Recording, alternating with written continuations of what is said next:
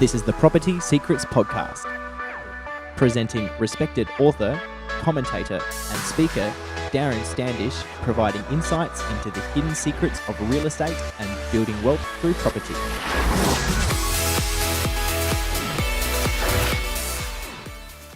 Welcome to this week's edition of Property Secrets, the show where we speak to experts from around the country to get an insider's guide into how you can profit from investing, developing, or buying property.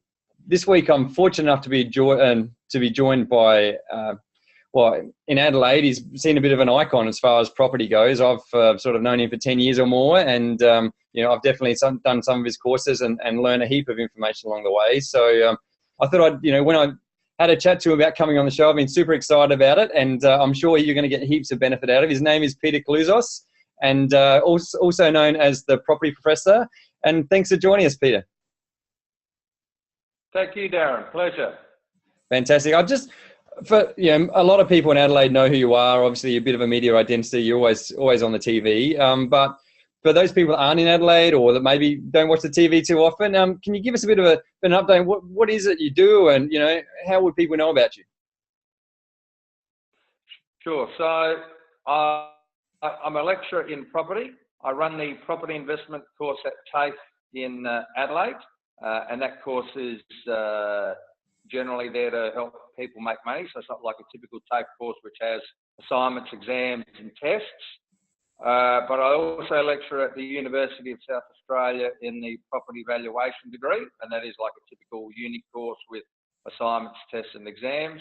So I lecture in property investment at TAFE, property valuation, property economics, property development at UniSA. I've also written a couple of books, one on the best suburbs to invest in called Top Australian Suburbs, and the other one is Property versus Shares. I write articles for news.com.au or News Limited papers, realestate.com, and probably most importantly, so far as property investors are concerned, I actually invest in property myself. So it's not just teaching about the theory or writing about it, but I actually do it myself.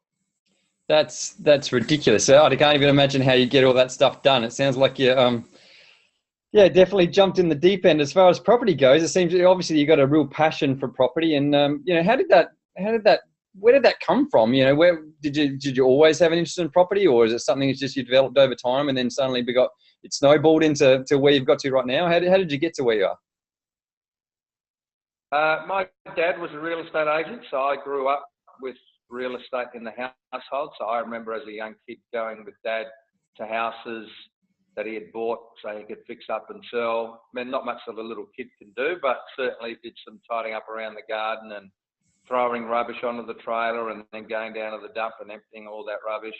So it was not explicitly taught to me, but implicitly and probably through a process of osmosis, I soaked up a lot of that real estate knowledge, and without really even knowing, I knew a little bit about real estate.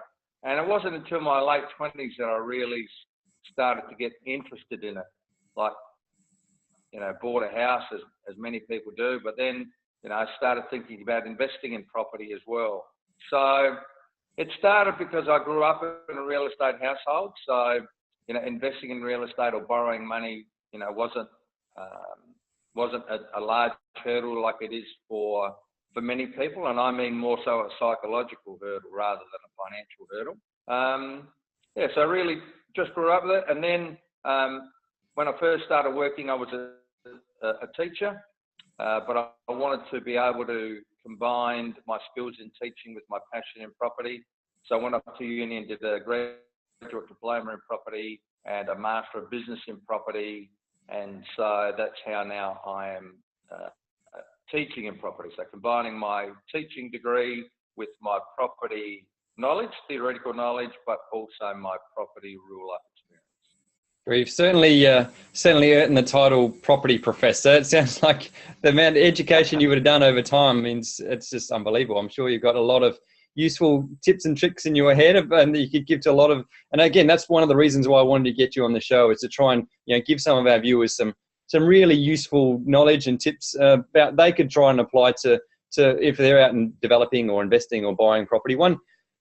What I really wanted to do is probably, I want to focus on what are some of the mistakes people made, because quite often, you can always look at the good side of property, but quite often, you learn a lot by the things that can go wrong, really. So, I recently read an article. I can't remember, one of the newspapers, I think it was. You talked about the 5 big mistakes that a lot of property investors make. I'm wondering if you can, give us a bit more understanding about that, and firstly explain what they are. Firstly, but then secondly, go through in a bit more detail so we can try and hopefully not make the same mistakes ourselves.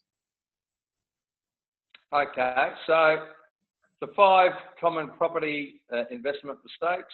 First one is buying with your heart and not your head. Second one is fear of missing out, or the acronym we use for that is FOMO, so that's fear of missing out. Analysis paralysis, false bargaining, like thinking you're getting a bargain just because it's cheap, but it's not, and also taking unqualified advice. So if we start at the top, buying with your heart and not your head, a classic there is people buying something that's brand new. So it looks sexy, it looks great because it's a brand new apartment or it's a brand new house and land package, but the investment fundamentals are not there. And when we're talking about apartments, it's simply demand and supply. Because developers can build a large amount of apartments in one go, it doesn't take long for the apartment market to go into oversupply mode, which means if there are too many apartments, the price will come down. So invariably what happens, and this is an exercise that we often do in class, whether I'm teaching in Adelaide or somewhere else in the state, invariably what we see is those people that have to sell their apartment within the first 5 years are often selling it for less than what they paid for when it was brand new. Probably a good similar example is a car. A brand new car, a car is the most expensive when it's brand new, generally speaking. So on day one, it's the most expensive. But on day 2, if you try and sell it, it's not brand new anymore. So it's lost that premium that you paid and nobody else is willing to pay. So people need to be wary that when they are buying property, they're not just attracted by its looks, they're attracted by its investment fundamentals. And by that I mean its location. So is it in a good location? And generally speaking, that means relatively close to the city, or in my opinion, relatively close to the sea as well. Do you have a reasonable land component? So apartments, which we were talking about just before, virtually have nil land. And in property, it's the land component that appreciates in value, and it's the building component that depreciates in value. So if you can buy something with a reasonable land component, generally speaking, that's an older style property rather than a newer property on a small block of land, then you'll be much better off. Second one, fear of missing out. We often see this at the tail end of a property boom. There's a lot of hype in the media about what's happening in property prices going up quickly, and people are scared and they're frightened into buying, because if they don't buy this week, it's going to be much more expensive next week or the next month. Now, a classic example is what's happened in Sydney.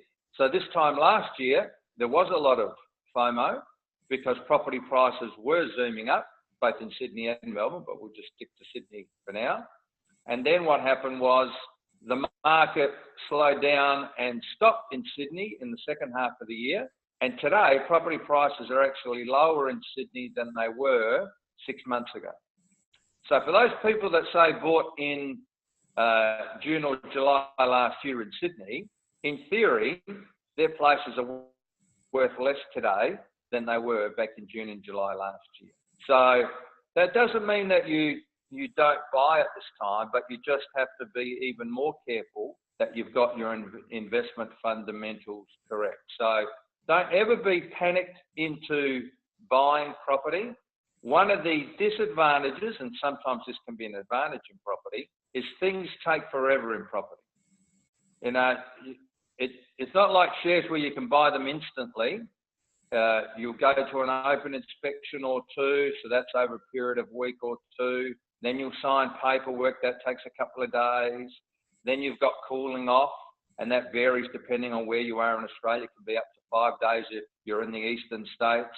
And then it can take 30 to 45 days to settle. It takes a long time. So don't ever be panicked into buying, in particular if you go to a so-called seminar or educational session, and then at the end of it, they're trying to sell you something and they say, if you don't buy today, then you'll miss out on the 50% discount or whatever they're giving. So just be wary of that. Don't get caught up in all the hype. And at the other extreme almost is the third point, which is analysis paralysis. That is people that do, for example, a lot of courses, read a lot of books, magazines, watch a lot of podcasts like the one that you're watching right now. Oh, so this is one of the good podcasts, though, I'm sure. They don't do anything with it. So it's great to get all the information and the knowledge, and the biggest hurdle people face is borrowing the money. Because for a lot of them, they've had just the one mortgage on their own house. They've either paid it off or almost paid it off, and they're scared about going in again. Well, the reality is, if you want to invest in property, that you're going to have to borrow money. Unless you are very fortunate and you've got hundreds of thousands of dollars saved up in a bank account, you are going to have to borrow money. But if you're quite risk averse, then you just need to make safe decisions. So you buy the safer property. So it might not have, extremely good capital growth, but you are pretty certain that property values aren't going to go backwards. And a classic would be, say, a detached house in, say, one of the eastern suburbs of Sydney or Melbourne or Adelaide, or a character or a period style home close to town, like blue chip property. The other one is false bargaining. Most people think that if you can buy a property below the asking price, it's a good buy, but that's wrong. If you bought a property for $500,000 when they were asking for $550,000, it's not necessarily a good buy if it was only worth $450,000. On the other hand, if somebody is asking $500,000 and you pay $500,000, that could be a much better buy because the property may be worth more than $500,000. It's just that typically an out of area real estate agent didn't understand the true value of the property, like it might have development potential, for example. They're not fully aware of the local council's plans or development plans. And so there you can pick up a great opportunity. So the thing to remember there is, just because you are buying something cheap or below the asking price doesn't mean that it's a bargain. And the other one is taking unqualified advice. Unfortunately, in property investment, you don't need any qualifications or registration to give advice. Unlike if you're giving financial advice and you're covered by legislation, in property there is none. So people need to be very careful who they are taking advice from. There is a group that I'm a board member of called the Property Investment Professionals of Australia, PIPA, which encourages those who give property investment advice to do a course, which is called the Diploma in Property Investment. So they are qualified not only in property, but also in giving property advice so far as borrowing money is concerned and the tax implications and so on. So if you're looking to get property investment advice, find somebody that is qualified. And there are my top 5, Darren. Fantastic. Well, I'm sure everyone's going to find some use out of some of those things there. And I'm sure if people have been around for a while like me, or they've done a few investing before, they've probably seen themselves make a few of those mistakes. I'm sure everyone's made some of those mistakes over time. And it's just, is there any way you can sort of, do you think there is a way that we can try not to learn by trial and error? Do you find that,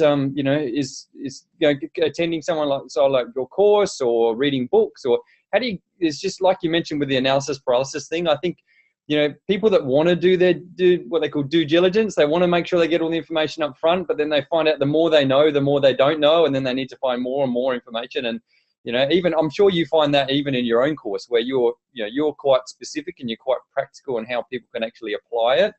But I remember when I was doing your course, 10 years or so ago, I know there's people out there now that did that course that haven't bought any property. What can people do to stop that? Do they just have to go out there and do it, and just take a punt, or what's your advice for someone like that that's sort of apprehensive and wants to do it, but they're not sure they got enough information? In the end, you have to do it, but you need to be armed with good knowledge and advice. So reading books, reading articles on property, doing reputable courses, not like boot camp courses that cost $5,000 and they run over a weekend and they teach you how to make $1 million in a weekend. Yeah. You need to do reputable courses. But in the end, yes, you need to take that big step and go to the bank or go to the broker and borrow the money. Because you don't need to be a genius to invest in property. If you can stick to the fundamental principles, and mine are location, land and looks, which is buying close to the city, buying something with a reasonable land component, and also either something that looks nice. And when I say looks nice, I don't mean pretty, I mean character or period style, because as I mentioned earlier, the older the property, the better, or something that has a view, in particular a view of the water. Those are the sorts of features that people that have been buying property in Australia for virtually 2 centuries now have wanted. I can't see that changing. For example, I can't see the choice for Australians moving to high-rise apartments if they can still afford detached houses. I can't see Australians preferring to live a long way from the city or the sea in many years to come. And we really, certainly in the last 30, 40, 50 years, we've really grown attached to our older style homes, our character or period style homes. That is our bungalows, our Californian bungalows, or bungalows as they're called in other states, our cottages, stone-fronted cottages, Edwardian style, Victorian style, villas. Now, a villa in South Australia means something different to a villa in Melbourne, but if we don't get tangled up with the terminology, the key is if you can buy something built before World War II, that's the key date there, you should be okay. Location, land and looks, in my opinion. Yeah, well, that's and it's something really easy for people to take away, and they can then just say, okay, what am I buying? What am I investing in? Does it apply to Peter's rules of the location, land and looks? And it's doesn't overcomplicate it. Then it can be quite simple for people, I think. So yeah, that's definitely a nice catchphrase there. One thing I want to clarify is with you mentioned with the older houses, you're talking period houses, I suppose, sort of 1880s to 1930s probably.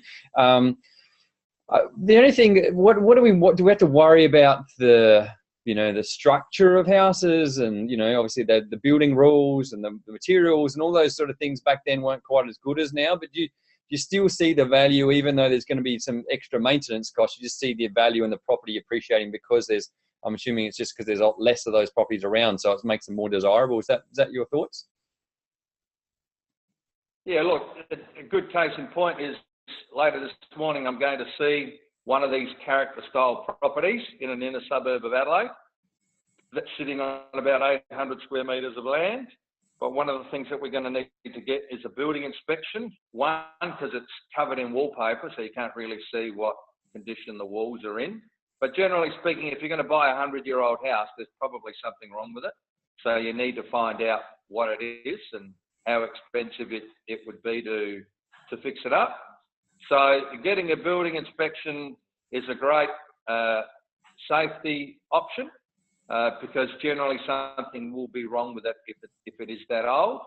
But you've got to remember that if you are buying a 100-year-old house, it may not be in as good as condition as something that's 10 years old. It doesn't mean that you don't buy it, because generally speaking, it's an owner-occupier that's going to pay you more for a house than an investor, and owner-occupiers particularly like character or period style homes in states like Queensland, New South Wales, Victoria and South Australia. Doesn't matter so much in Western Australia, but in the eastern states and in South Australia, we are very much attracted to the older style homes, but do your due diligence and get a building inspection. Oh, fantastic. Well, obviously this is the Property Secrets show, and I feel like you've given me like 100 secrets today. So thanks for that. But I just, is there something we can take away that, probably not something, and a lot of the things you're saying here aren't what the conventional norm is. You go to your property seminars and you read all your investment books, a lot of them aren't saying that sort of common sense approach to investing, I suppose. So a lot of what you say sort of seems a bit like a secret, I suppose. But what is there something we can take away that a lot of people wouldn't know that you can, really give them that kick start if they're looking at getting into property investing? Yeah, look, as the course that you did, Darren, many years ago, we're still running it. I also do a little bit of teaching interstate. So if you just Google my name, I'm sure you'll find the details of the courses, whether they are at TAFE SA or whether they are at somewhere interstate, generally speaking, Sydney or Melbourne. But, I'm not just saying that it's only my courses that are reputable. If you're interested, for example, just in property development, many of the universities around the country run specific subjects on property development. Now, you would have to enrol in the degree, but it doesn't mean you have to do the whole degree or the whole master's. You can just do those 1 or 2 subjects that are related to just that area that you are interested in. So I think the key is find yourself a reputable organisation that's not going to sell you some brand new house and land package or apartment at the end of it. Fantastic. Thanks for joining us today, Peter. I'm sure our viewers have learned a heap of information. I've certainly learned some things when we've been talking away here. So thanks for your time, and I really appreciate what you've given us. Thanks. This has been the Property Secrets Podcast with Darren Standish. Learn more at propertyprosperity.com.au.